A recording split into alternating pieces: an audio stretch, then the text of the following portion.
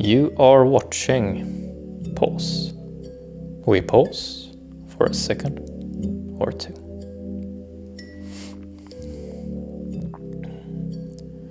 How do we keep life coherent when so much is changing?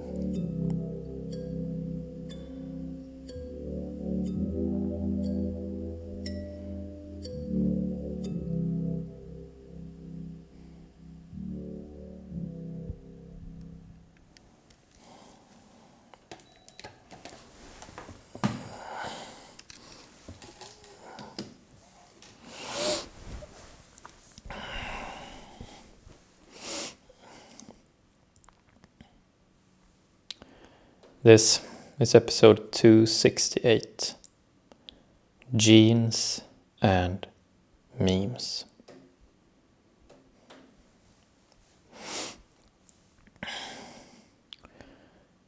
In today's episode, we are talking about a contemporary subject, a very modern subject.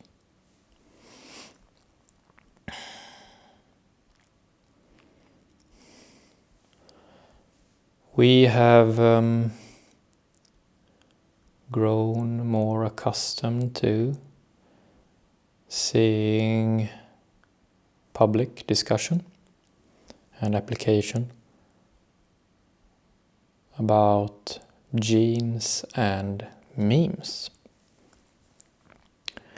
We are talking more and more about genetics and what might be called memetics.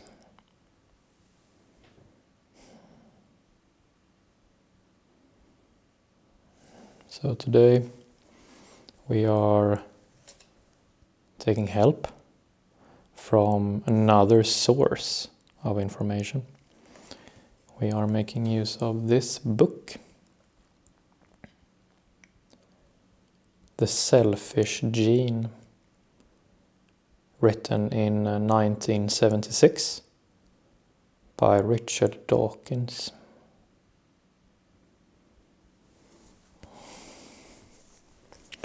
And this book, The Selfish Gene, was the first book which made the connection between genes and memes. So the last chapter in this book introduces the concept of memes. So it was Richard Dawkins who in 1976 coined the term meme. And today we will pause and look at these two terms, genes and memes. And we will look at what to do with them and how to pause with them. And we will then relate these two terms to this wooden cube. Talk and listen. So I will begin by reading a few excerpts from this book so that we know what are the definitions, according to Dawkins, the definitions for a gene and a meme, respectively.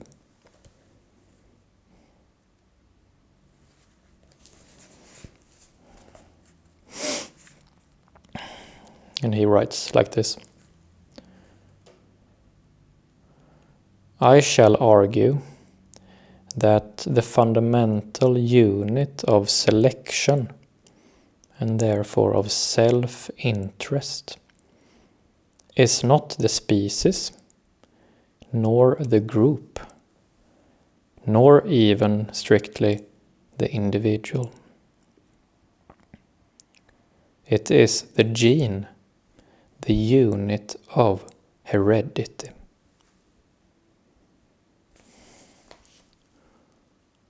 And then he moves on to say that the gene is a so-called replicator and then he defines what a replicator is.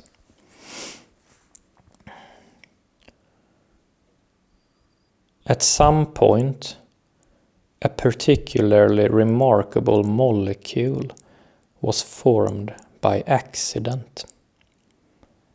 We will call it the replicator.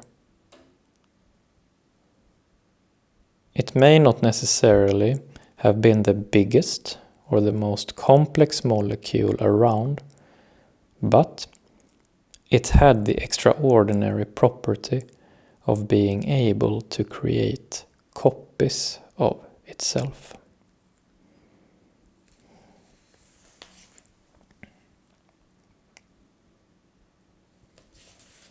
And then we move on to see what he writes about memes.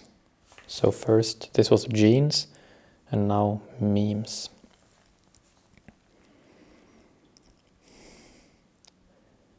We need a name for the new replicator, a noun which conveys the idea of a unit of cultural transmission, or a unit of imitation. Mimeme comes from a suitable Greek root, but I want a monosyllable that sounds a bit like gene. I hope my classicist friends will forgive me if I abbreviate mimeme to meme.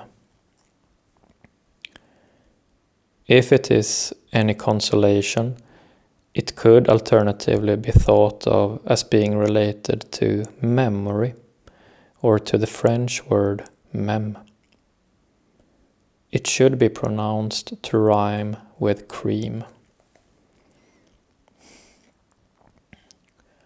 Examples of memes are tunes, ideas, catchphrases, clothes fashions, ways of making pots, or of building arches. Just as genes propagate themselves in the gene pool by leaping from body to body via sperms or eggs, so memes propagate themselves in the meme pool by leaping from brain to brain via a process which in the broad sense can be called imitation. So this was the quotes we use from The Selfish Gene by Richard Dawkins.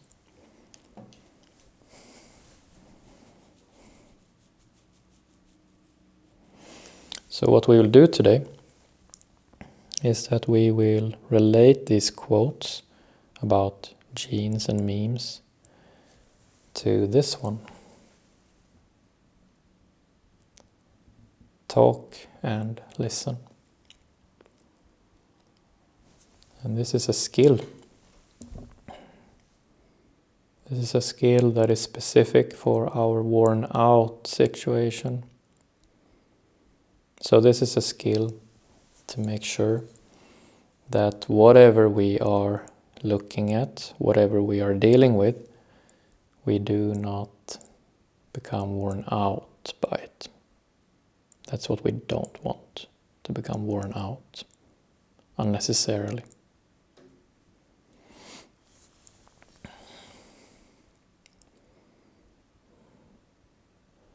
This is an image or symbol for our talk and listen skill. You can see it's like a group of people sitting around a campfire, talking and listening to one another.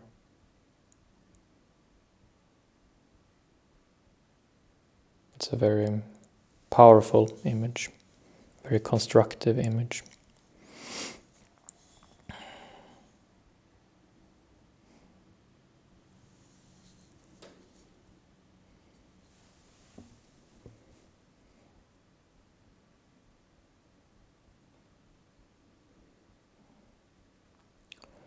We pause and decide whether talking or listening would be the most interesting.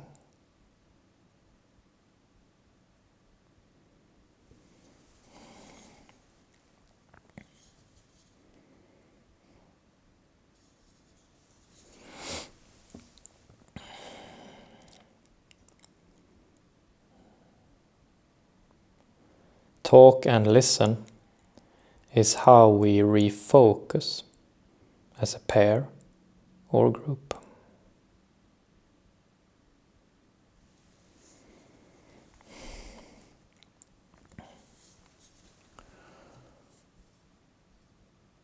So we are seeing more and more discussion about genes and memes, and perhaps even more than discussion, we are seeing more and more commercial application of genes and memes.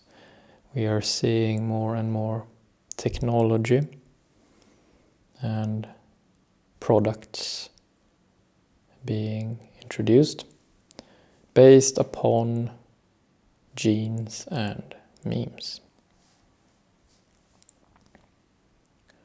And what we want is to not potentially be worn out by all of this. We want to have a good relationship with the terms. We want to see what can genes and memes as ideas, as concepts do for us to better our lives. That's what we want. So today we pause and we look at talk and listen. We sit together around this campfire and discuss how we want it. What do we want to do with genes? What do we want to do with memes? And in contrary, what do we not want to do with them?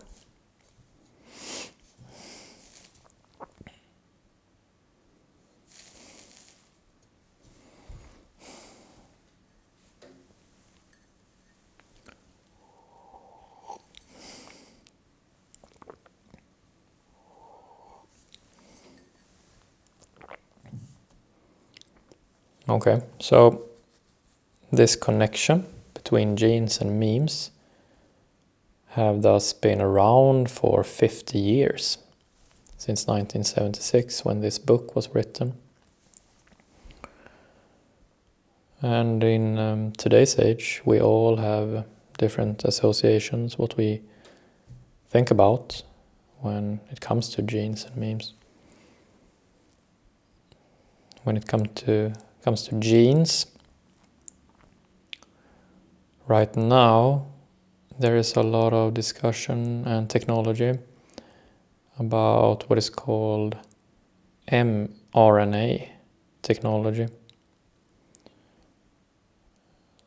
There is a lot of new advanced technology, for example making use of AI to design genes or to alter genes, to introduce some mRNA to a person's body and actually alter how the genes function in their body. And what we do is that we talk and listen about what is this? What is this? This is advanced technology.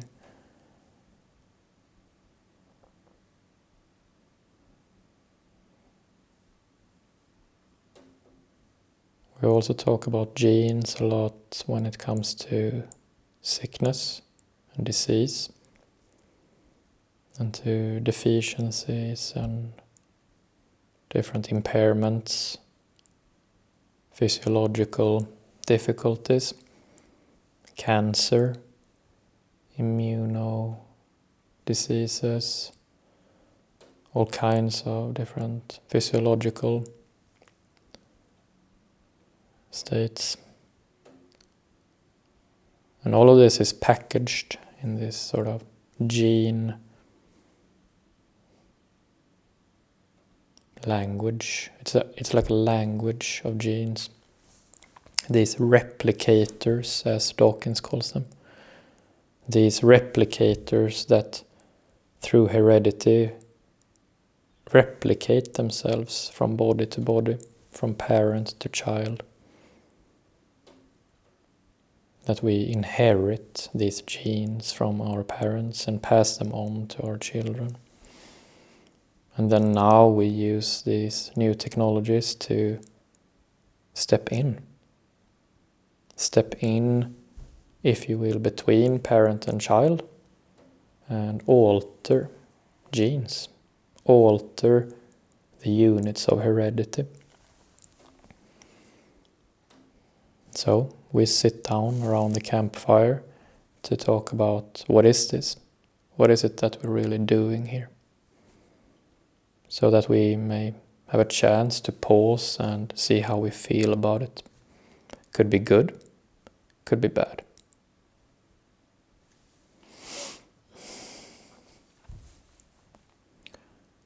And when it comes to memes, perhaps the connotations we have are more in line with popular culture. We know in social media and on the internet that there are countless examples of what is called memes. Often memes, when we say memes, we mean this image and some text, or that we combine a couple of images and add some text to create layers of communication in one image. And I've heard someone say that memes are a very information compact way of communicating. We can say a lot with a meme.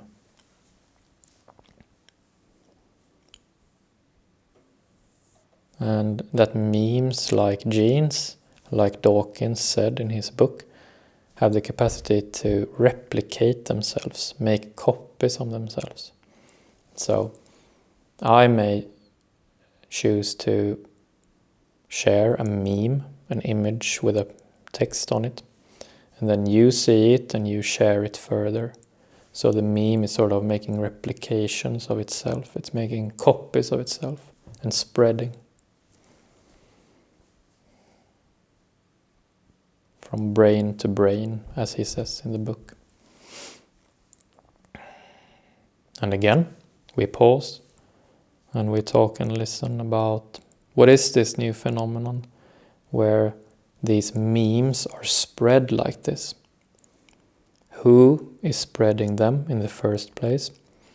Who has the power to spread memes? Do I have equal power to spread a meme of my choice as the next faction, as the next party, as the next one? Who controls the memes?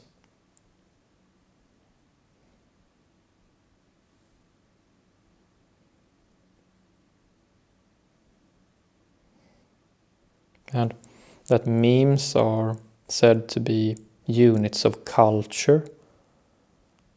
Now, with internet, we are seeing memes being spread all over the world, like a universal, global culture of these memes.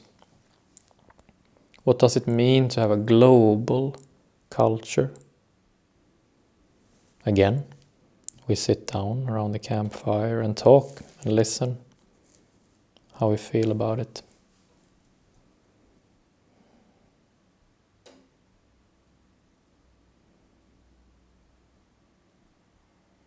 And again, our goal is to not be worn out. This is a skill for our worn out situation. And if you want to hear more about our worn out situation, if you go back 2 months here on pause to August 2025, there is an episode about our worn out situation.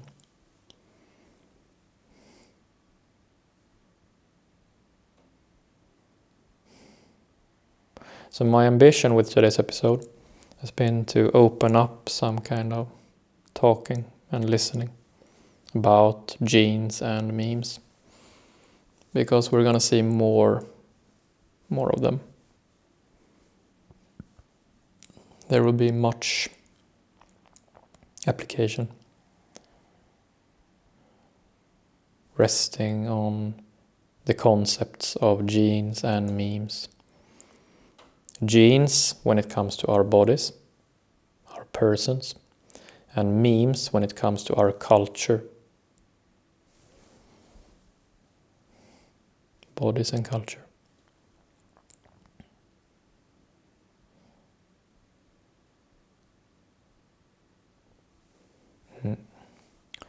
That's it for today. Thank you.